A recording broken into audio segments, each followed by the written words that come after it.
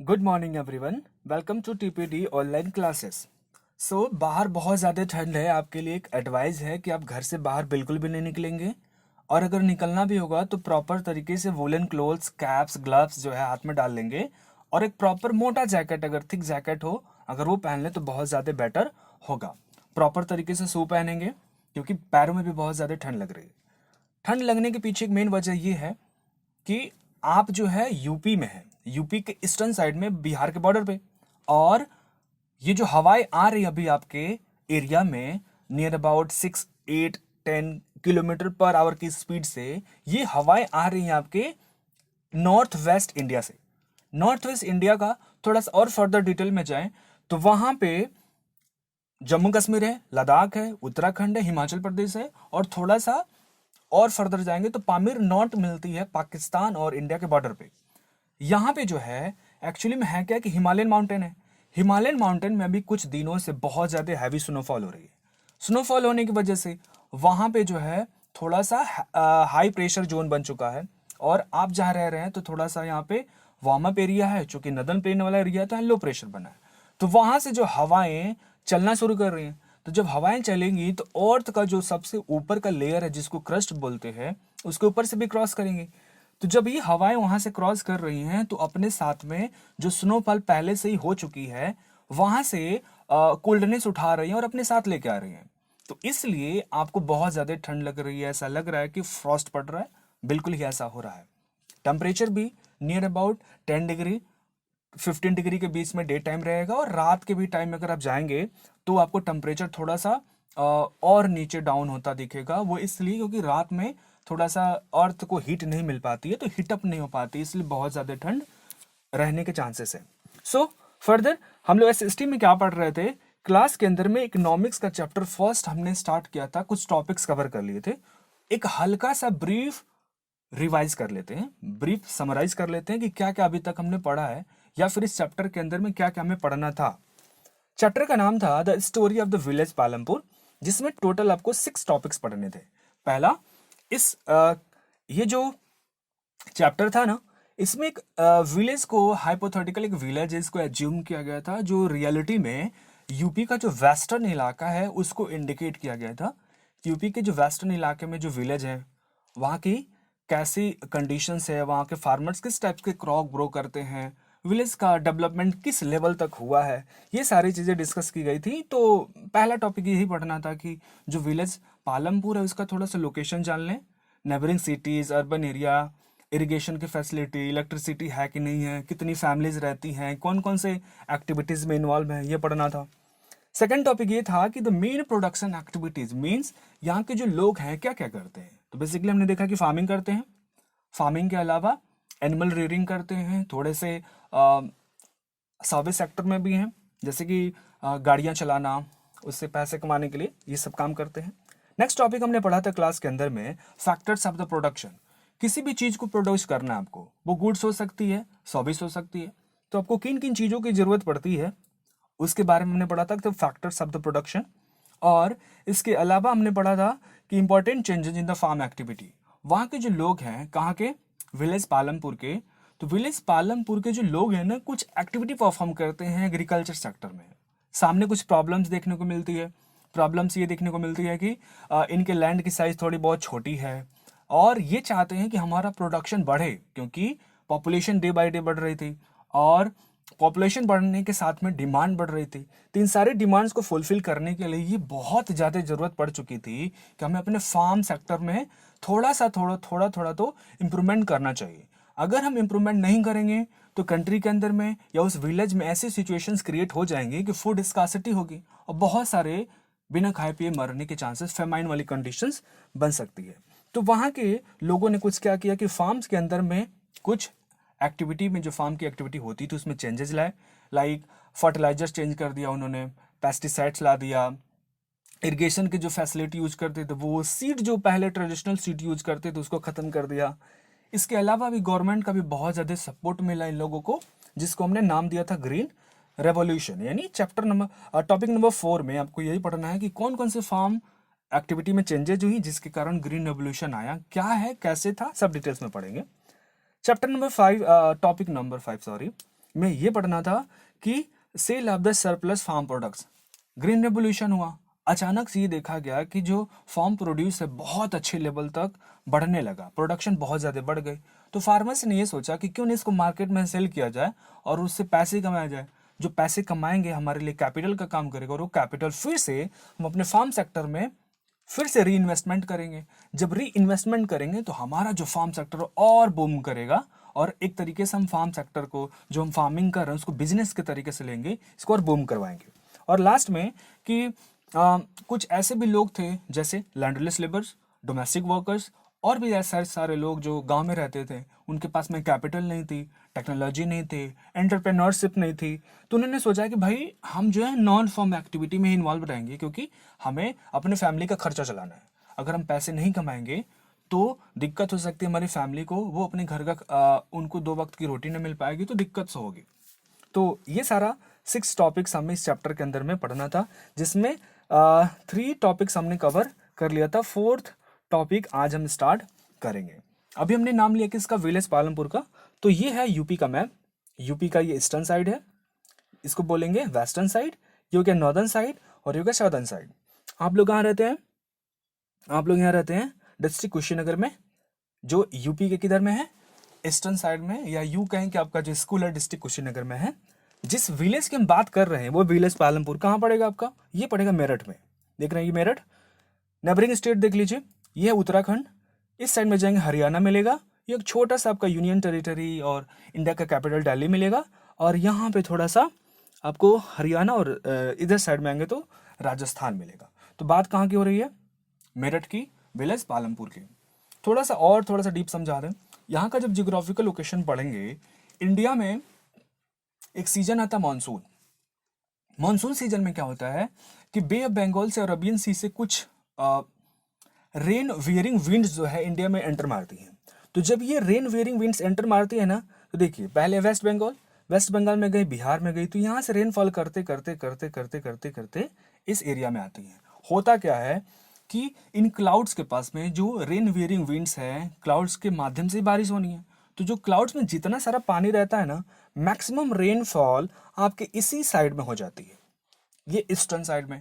जैसे जैसे क्लाउड से फर्दर वेस्टवर्ड मूव करते हैं तो इनके पास में वाटर की अमाउंट कम हो गई पहले से, तो रेनफॉल कैसे होगी ज़्यादा? सोचिए जरा। तो होता क्या है कि वेस्टर्न साइड में, यूपी का जो वेस्टर्न साइड है, यहाँ पर रेनफॉल होती ही नहीं है। रेनफॉल होती नहीं है, होती है तो बहुत ज़्यादा कम होती है।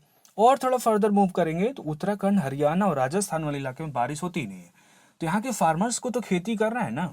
एक डेटा है कि इंडिया के नियर अबाउट 70%, 65% के रेंज में जो लोग हैं फार्मिंग एक्टिविटी में किसी ना किसी तरीके से इन्वॉल्व हैं। और इंडियन फार्मर्स के साथ ये प्रॉब्लम है कि ये लोग जो है ना रेनफॉल कर इंडियन फार्मर्स के साथ ये प्रॉब्लम है कि ये एग्रीकल्चर करने के लिए रेनफॉल के ऊपर में डिपेंडेंसी इनकी ज़्यादा होती है।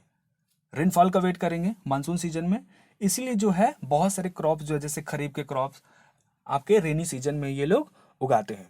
तो यहाँ के फार्मर्स के साथ भी सेम प्रॉब्लम थी कि बारिश होनी नहीं है, लेकिन फिर भी यहाँ के फार्मर्स कुछ गलत टेक्निक्स का यूज करके यहाँ पे फार्मिंग कर रहे हैं। तो यानी यहाँ पे आपको एक चीज़ दिमाग में रखनी है कि जो यूपी का वेस्टर्न साइड है, विलेज पालमपुर में, मेरठ के आसपास में, यहाँ पे रेनफॉल होनी नहीं है। सो स्टार्ट करते हैं फिर से लेक्चर। तो फार्म एक्टिविटी हो रही थी पहले से, फार्मर्स कर रहे थे। अभी का सिचुएशंस क्या है कि हर एक फार्मर्स के पास छोटी छोटी लैंड थी। क्या है? छोटी छोटी लैंड थी। तो पहले ये क्या था कि जितना भी इनके पास में जो भी फार्मर्स हैं विलेज पालमपुर के, इनके पास में जो लैंड थी वर्चुअली क्या थी? फिक्स थी। और कुछ ज़्यादा जो वेस्ट लैंड था जहाँ पे खेती नहीं होती थी इंडिया में, इसको बाद में 1960 के बाद में इसको थोड़ा कन्वर्ट किया गया कि भाई पॉपुलेशन धीरे धीरे बढ़ रही है, और जो लैंड हमारे पास बेकार पड़े हुए हैं ना, इसको क्या करते हैं? यूज में लाते हैं फार्म एक्टिविटी करने के लिए, फार्मिंग करवाते हैं, एग्रीकल्चर करवाते हैं, प्रोडक्शन बढ़ेगा ही। इसी बीच में 2 वार हो गए थे इंडिया के साथ में। एक चाइना के साथ हो गया 1962 में, और 1965 में पाकिस्तान के साथ हो गया। तो हमारे वहाँ फूड की थोड़ी सी शॉर्टेज पड़ गई थी। तो हमारी गवर्नमेंट ने ये प्लान किया था कि उस टाइम में कि हमें ना एक काम करना चाहिए कि फूड प्रोडक्शन में सफिशिएंसी हासिल करने के लिए कुछ ना कुछ स्टेप्स लेने चाहिए। और ये स्टेप्स जो चेंज एक साथ लिए गए, क्या चेंज करने थे? इसमें ये चेंज करना था कि हम क्या करते हैं, हमारे जो फार्म सेक्टर के साथ में प्रॉब्लम है, इसमें एक नया चीज़ इंप्लीमेंट करते हैं, मल्टीपल क्रॉपिंग फार्मिंग। इसमें क्या करेंगे, खेत एक ही है, एक ही खेत पे क्या करेंगे, जैसे कि 2-3 महीने एक क्रॉप बोया, अगले सीजन में, क्रॉपिंग सीजन में क्या करेंगे, क्रॉप को चेंज कर देंगे। सपोज करिए अभी गेहूं बोया, नेक्स्ट सीजन में धान बोल लेंगे, फिर आलू बोलेंगे। ऐसे जो है 2 से ज़्यादा जब कोई भी क्रॉप सेम लैंड पे आप उगाते हैं उसे क्या बोलते हैं, मल्टीपल क्रॉपिंग फार्मिंग। इससे बेनिफिट होता है, बेनिफिट ये होता है कि जो सॉइल की फर्टिलिटी होती है ना वो तुरंत जो है रिटेन हो जाती है, फिर से ख़त्म नहीं होती है, सॉइल की फर्टिलिटी रिमेन हो जाती है। दूसरा तरीका ये निकाला गया कि हम क्या करेंगे, मॉडर्न फार्मिंग मेथड्स को अपनाएंगे। अभी मॉडर्न फार्मिंग मेथड्स में क्या होता है कि इसमें हाई इल्ड वैरायटी के सीड यूज करते हैं, फर्टिलाइजर्स यूज करते हैं, जैसे यूरिया हो गया, पेस्टिसाइड्स हो गए, ढेर सारे फास्फेट हो गया, नाइट्रोजन वाले बहुत सारे केमिकल्स आते हैं, वो खेतों में डालना, जिससे कि प्रोडक्शन बहुत ज़्यादा मात्रा में बढ़े। अब ये जो लेट 1960s के दशक में ये जो चेंजेज हुआ, मल्टीपल क्रॉपिंग करनी है, मॉडर्न टेक्नोलॉजी यूज करनी है, जो खेत के अंदर में बहुत सारे लेबर काम करते थे उनको रिप्लेस करके ट्रैक्टर्स ला दिए गए, मशीनरी ला दी गई, और मशीनरी ला दिया गया। फिर से ये सारा जो चीज़ हो रहा था, हाई इल्ड वैरायटी के सीड, जैसे फिलीपींस से, हमने क्लास में डिस्कस किया था कि फिलीपींस से राइस की सीड मंगवाई गई थी, मैक्सिको से वीट की सीड मंगवाई गई थी। ये सारा कुछ हुआ और बहुत ज़्यादा मात्रा में ये देखा गया कि कंट्री के अंदर में प्रोडक्शन, जो फूड का प्रोडक्शन हो रहा था, खासकर गेहूं की और चावल की, बहुत ज़्यादा मात्रा में बढ़ गया। तो इसको एक रेवोल्यूशन नाम दिया गया, जिसको बोलते हैं ग्रीन रेवोल्यूशन। स्टार्ट किसके द्वारा किया गया, गवर्नमेंट के द्वारा। तो ये जो ग्रीन रेवोल्यूशन हुआ, पहले इसको ट्रायल बेसिस पे पंजाब और हरियाणा और वेस्टर्न जो यूपी वाला इलाका भी जो हमने दिखाया, यहीं पे स्टार्ट किया गया था कि इसको ट्राई करके देखते हैं इसका बेनिफिट मिलता है कि नहीं मिलता है। लेकिन हमारी गवर्नमेंट से क्या गलती हो गई कि ये जो ग्रीन रेवोल्यूशन के थ्रू में हमें जो आउटकम मिला इसका, कि बहुत ज़्यादा फार्म प्रोडक्शन बढ़ने लगा, एक्सेस अमाउंट में फूड क्रॉप्स जो है ग्रो करने लगे हम लोग, तो इसको जो है, ये जो बेनिफिट था ऑल ओवर इंडिया में, हम इसको स्प्रेड नहीं कर पाए। ये इसका एक थोड़ा सा कॉन्स देखने को मिला था। तो बेसिकली ये जो ग्रीन रेवोल्यूशन हुआ, इनडायरेक्टली अगर ये बोले तो किसको इसको बेनिफिट मिल रहा है, पंजाब, हरियाणा और वेस्टर्न यूपी के फार्मर्स को। इसमें क्या किया गया कि बहुत सारे मात्रा में फर्टिलाइजर्स यूज़ किए, पेस्टिसाइड्स यूज़ किए, और जिन क्रॉप्स को पानी की कम ज़रूरत थी उसको भी बहुत ज़्यादा हैवी मात्रा में हमने क्या किया, इरिगेशन के माध्यम से पानी दिया। क्योंकि गवर्नमेंट सब्सिडी से क्या करती थी, सब्सिडी देती थी फार्मर्स को, आप ट्रैक्टर खरीद लीजिए, आप बहुत सारे नहरें बनवाई गई, डैम्स बनवाए गए, और बहुत अच्छे तरीके से इरिगेशन की फैसिलिटी भी गवर्नमेंट ने दी। इसका मिसयूज किया फार्मर्स ने, वहाँ के फार्मर्स ने मिसयूज किया। कैसे किया, जब उनको पता है कि हमारे एरिया में रेनफॉल होने वाली नहीं है, तो उनको क्या ज़रूरत थी, खरीफ क्रॉप्स उगाने की। खरीफ क्रॉप्स यानी पैडी हो गया, मेज हो गया, ऐसे क्रॉप्स जिनको बहुत ज़्यादा, शुगर केन हो गया, जिसको बहुत ज़्यादा पानी की मात्रा की ज़रूरत थी। तो क्या ज़रूरत थी, अगर वो चाहते तो रबी क्रॉप्स उगा सकते थे, लेकिन उन्होंने किया नहीं ऐसा। तो हुआ क्या, ग्रीन रेवोल्यूशन हो गया। तो एक साइड में उसके बहुत ज़्यादा प्रोज थे, कि प्रोज मतलब कि उसके बेनिफिट्स ये थे कि बहुत ज़्यादा जो है प्रोडक्टिविटी बढ़ गई और हमारे पास में सफिशियंट अमाउंट में फूड ग्रेन्स आ गए। लेकिन इसके बहुत सारे नुकसान हुए। क्या नुकसान हुए, हमने फर्टिलाइजर्स का ओवर यूज किया, पेस्टिसाइड्स का किया, वाटर का किया। इसके कारण धीरे धीरे आने वाले डेकेड्स में क्या हो गया कि वहाँ जो लैंड क्वालिटी थी ना, वो डिग्रेड होने लगी। लैंड की जो फर्टिलिटी कम होने लगती है उसे हम लोग क्या बोलते हैं, लैंड डिग्रेडेशन। और आज जो फार्मर 2022 में या 2021 में अभी हम लोग थे, तो वहाँ के फार्मर्स आज इन चीज़ों को झेलते हैं। बहुत सारी रिपोर्ट्स आती हैं कि जो ग्रीन रेवोल्यूशन हुआ था 1960s के डेकेड में, उसका नतीजा ये रहा कि आज पंजाब, हरियाणा और वेस्टर्न यूपी में ग्राउंड लेवल का जो वाटर होता है ना, वो बहुत नीचे चला गया है। और जो पानी वहाँ से मिलता भी है नीचे से, वहाँ पे यूरेनियम की अमाउंट बहुत ज़्यादा मिलती है, जो आपके हेल्थ पे निगेटिव इम्पैक्ट डालती है। तो ये सारे क्या हो गए कि जो भी ग्रीन रेवोल्यूशन हुआ उसके साइड इफेक्ट्स थे, जो फार्मर्स को वहाँ के झेलने पड़े। क्या झेलने पड़े, फार्मर्स को बहुत सारे चीज़ों को झेलने पड़े। उसके बाद में ये देखा गया कि एक और प्रॉब्लम थी गाँव में लेबर्स की। जैसे जो लैंड था, लैंड तो फिक्स था ना, और जो लेबर होता है किसी भी लैंड पे काम करने के लिए बहुत सारे आपको क्या जरूरत पड़ती है, लेबर्स की जरूरत पड़ती है। लेकिन बहुत सारे गांव में ऐसे फार्मर्स थे जिनके पास में छोटे छोटे क्या थे, लैंड थे। जब छोटे छोटे लैंड थे तो वो कितना भी अगर खेत पे मेहनत करेंगे, सपोज करिए एक खेत पे 1 हेक्टेयर की खेत है, उस पर 10 लोगों की जरूरत है काम करने के लिए, फैमिली में 20 लोग हैं, तो 20 के 20 लोग कहाँ पहुंच जाते थे? खेतों में। लेकिन जबकि काम वहाँ कितने लोगों का है? मात्र 10 लोगों का। तो 10 लोग एक्स्ट्रा है ना, तो उसको बोलते थे हम लोग हिडन अनएम्प्लॉयमेंट। तो ऐसी समस्याएं बहुत ज़्यादा देखने को मिलती थी। ऐसे फार्मर जिनके पास में लैंड की साइड बहुत ज़्यादा कम थी, वो इस ग्रीन रेवोल्यूशन का ज़्यादा बेनिफिट ले नहीं पाए। और इसका फ़ायदा सबसे ज़्यादा मिला किसको? जो बहुत बड़े कैपिटलिस्ट लोग थे उस टाइम में, पंजाब हरियाणा के लोग जिनके पास में बहुत ज़्यादा पैसा था पहले से, वह इसका फ़ायदा ले पाए। बहुत सारी इस गांव में देखा गया कि विलेज पालमपुर में लैंडलेस फैमिली थी जो क्या करती थी, दिहाड़ी पे जिसको बोलते हैं कि डेली वेजेस पे वो काम करती थी दूसरों के वहाँ, इसका बेनिफिट नहीं मिल पाया। तो क्या हुआ कि इन फार्मर्स को भी पैसे की ज़रूरत थी, जो लैंडलेस फार्मर्स थे इनको पैसे की ज़रूरत थी। तो ऐसे लोग कहाँ माइग्रेट कर गए? सिटी की तरफ। सिटी में क्यों लोग जाते हैं वहाँ पे? क्योंकि वहाँ पे हेल्थ की फैसिलिटी अच्छी मिलती है, एजुकेशन की फैसिलिटी अच्छी मिलती है, एम्प्लॉयमेंट आपको अच्छी मिल पाती है, जो वहाँ पे रहने का तौर तरीका होता है, थोड़ा सा कल्चर अलग होता है, तो इसलिए थोड़ा सा सिटीज़ अट्रैक्टिव होते हैं। तो गांव से लोग, खासकर विलेज पालमपुर से लोग बहुत ज़्यादा सिटी की तरफ में अट्रैक्ट हो गए।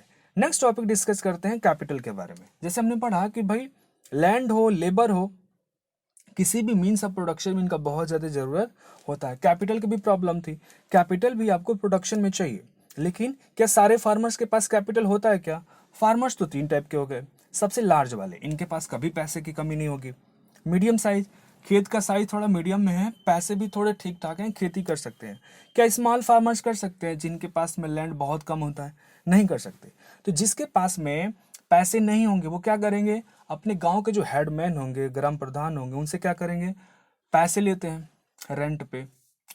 क्या करेंगे? पैसे लेते हैं, कुछ उधार लेंगे उनसे, और हाई इंटरेस्ट रेट पे उनको पैसे ये जो है लेने होते हैं। जब हाई इंटरेस्ट पे लेंगे तो क्या आपको लगता है कि बाद में चुका पाएंगे?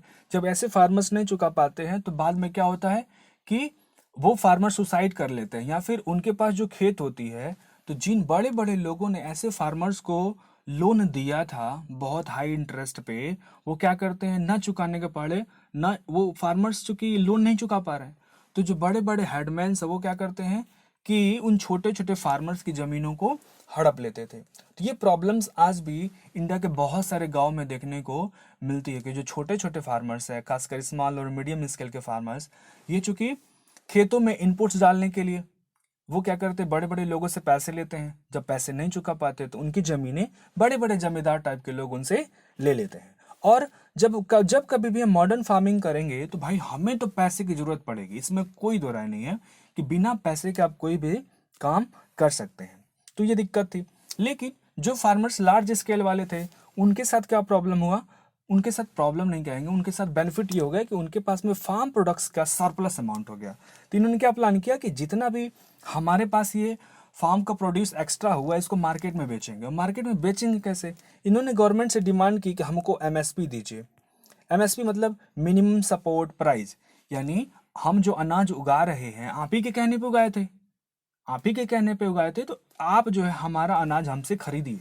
तो गवर्नमेंट ने कहा कि ठीक है, हम आपसे एक फिक्स्ड प्राइस पे आपके सारे जो फूड ग्रेन्स हैं हम आपसे खरीद लेंगे, खासकर व्हीट एंड राइस, जिसको बोलते हैं मिनिमम सपोर्ट प्राइस। तो इन मिनिमम सपोर्ट प्राइस पे गवर्नमेंट ने उनसे क्या कर लिया? उनके फार्म के एक्सेस उनसे खरीद लिए, और खरीद लिए गवर्नमेंट ने। तो इससे बेनिफिट किसको हो रहा है? वहाँ के जो लार्ज स्केल के फार्मर्स थे उनको बेनिफिट हो रहा था। धीरे धीरे करते करते आज कितने साल हो गए? 1960 से जोड़ लीजिए, 2022 आ गया। इतने समय के बीच में यहाँ के पंजाब, हरियाणा और वेस्टर्न यूपी के फार्मर्स इतने ज़्यादा अमीर हो गए ना कि आज BMW कार से चलते हैं, मर्सिडीज से चलते हैं, इतने ज़्यादा। और इनके बच्चे कहाँ रहते हैं? कनाडा में रहते हैं, कोई यूएस में रहता है, और कहने के लिए फार्मर्स हैं। कहने के लिए लोग क्या हैं? फार्मर्स हैं। तो ये जो है ज़्यादा देखने को मिला कि जो फार्म प्रोड्यूस था लार्ज स्केल के फार्मर्स इन्होंने मार्केट में बेच दिया। बट स्मॉल फार्मर्स के साथ क्या दिक्कत थी? इनके पास में सरप्लस तो लिटिल अमाउंट में होता था, तो अपनी बस जितना भी उनके पास में प्रोडक्शन हो रहा है वो बस अपनी फैमिली की नीड्स को कंप्लीट करने में ही पूरा का पूरा वो लोग जितना भी प्रोड्यूस होगा पूरी नीड्स, फैमिली की नीड्स को कंप्लीट करने में बस यूज करते हैं, मार्केट में वो लोग बेच नहीं पाते हैं। तो ये प्रॉब्लम्स थी। कुछ ऐसे भी लोग थे कंट्री के अंदर में जिनके पास में पैसे नहीं थे, जिनके पास में उस विलेज के अंदर में हो या कंट्री के अंदर में हो। विलेज पालमपुर को बस एक आइडेंटिकल विलेज माना गया है। लेकिन आप ये समझिए कि इस गांव को निशाने पे लेके ऑल ओवर इंडिया में जितने भी गांव हैं सबके उस गांव में रहने वाले हर एक फार्मर्स की प्रॉब्लम्स को बताया जा रहा है। तो बहुत सारे गांव में ऐसे लोग रहते हैं जिनके पास में कैपिटल नहीं है, खेत भी नहीं है, तो खेती तो करेंगे नहीं, तो वो क्या होते हैं, लैंडलेस हो गए ना। तो वो क्या करते हैं कि नॉन फार्म एक्टिविटी में इन्वॉल्व हो जाते हैं। नॉन फार्म एक्टिविटी का मतलब जैसे डेयरी प्रोडक्ट्स बेचेंगे, कुछ जानवरों की रियरिंग करेंगे, मुर्गी फार्म खोल लेंगे। तो ऐसे सारे काम जिसमें फार्म एक्टिविटी इन्वॉल्व नहीं होती उसे क्या बोलते हैं, नॉन फार्म एक्टिविटी। तो गांव में लोग ऐसे करते मिल जाएंगे, कुछ दूध देने वाले जानवरों को पाल लिया या फिर बकरियां पाल ली मार्केट में बेचने के लिए, ये सब काम में इन्वॉल्व रहते हैं। एक डेटा है कि अगर रूरल इंडिया में आप घूमें तो पर 100 वर्कर में से 24 लेबर्स ऐसे लोग मिल जाएंगे, ऐसे वर्कर्स मिल जाएंगे जो किस में इन्वॉल्व हैं, नॉन फार्म एक्टिविटीज़ में इन्वॉल्व हैं। और ये किस में रहते हैं, डेयरी का काम करते हैं या फिर ट्रांसपोर्टेशंस का, जैसे ऑटो चला रहे हैं, रिक्शा चला रहे हैं, ऐसे काम करते हैं। तो इस कैटेगरी में ये लोग आते हैं। और जितने भी लोग ये आते हैं इनके साथ भी बहुत सारी प्रॉब्लम्स होती है। जो भी ये काम करते हैं नॉन फार्म एक्टिविटी, इनके साथ क्या प्रॉब्लम है कि इनकी इनकम इतनी ज़्यादा नहीं हो पाती है कि अपने बच्चों को फर्दर किसी अच्छे स्कूल्स में पढ़ा पाएँ। इतनी इनकी इनकम इतनी अच्छी नहीं हो पाती है कि अगर इनके फैमिली के अंदर में कुछ लोगों की तबीयत खराब हो जाए तो अच्छे हॉस्पिटल में इलाज करवा पाएँ। तो इन सेक्शन, इस सोसाइटी के जो सेक्शन है ना, इसमें अगर आप देखेंगे तो डेथ रेट भी ज़्यादा होता है और बर्थ रेट भी ज़्यादा होता है। बर्थ रेट ज़्यादा क्यों, बर्थ रेट ज़्यादा इसलिए हो पाता है क्योंकि ये लोग अनएजुकेटेड कम्युनिटी से बिलोंग करते हैं, तो उनको जो है फैमिली प्लानिंग के बारे में नहीं सोच पाते हैं। और डेथ रेट इसलिए ज़्यादा होता है क्योंकि जब कभी किसी की तबीयत खराब होती है तो ये कहाँ भागेंगे, गवर्नमेंट हॉस्पिटल्स की तरफ। पैसे नहीं होने की वजह से अच्छी हेल्थ फैसिलिटी नहीं ले पाते, तो इसलिए इनको प्रॉब्लम देखने को मिलेगी। और इन्फेंट जो होते हैं कम रेट पे ही मर जाते हैं, या किसी की फैमिली में तबीयत खराब हो गई तो उनको भी हाईली चांस होता है कि वो लोग, उनकी डेथ हो जाती है। तो अगर ये देखेंगे तो इनकी जो पॉवर्टी है ना, इनकी जो है पॉवर्टी है कि ह्यूमन कैपिटल बनने में इनको क्या करती है, एक तरीके से बैरियर का काम करती है। तो poverty leads to the less social empowerment. इनको सोशल सोसाइटी में एम्पावर होने से क्या करती है, एक तरीके से बहुत हद तक रोकती है। सो इसी के साथ आपका चैप्टर खत्म होता है और आपको कुछ होम असाइनमेंट में क्वेश्चन मिलेंगे। जैसे 6 क्वेश्चन का सेट मैंने दिया है, सबके आपको आंसर्स लिखने खुद से और एक प्रॉपर तरीके से नोट्स बनाना। जैसे क्या पहला क्वेश्चन है कि व्हाट इज ग्रीन रेवोल्यूशन, इसके बारे में लिखे। ग्रीन रेवोल्यूशन के आउटकम्स क्या रहे, मल्टीपल क्रॉपिंग्स क्या होती है, 3 तरीके बताइए कि विलेज एरिया में इरिगेशन प्रोवाइड करने के। और इलेक्ट्रिसिटी याद है ना, जब हम फर्स्ट टॉपिक डिस्कस कर रहे थे तो मैंने आपको डिस्कस किया था कि इलेक्ट्रिसिटी का रोल क्या होता है किसी भी विलेज के डेवलपमेंट में, इसके बारे में कुछ लिखे। और जो इंडियन हमारे फार्मर्स है वो किन किन चैलेंजेस को फेस करते हैं उसके बारे में थोड़ा सा 2-3 पॉइंट्स आपको लिखना है। सो इसी के साथ वीडियो लेक्चर करते हैं खत्म। Okay, take care, bye bye.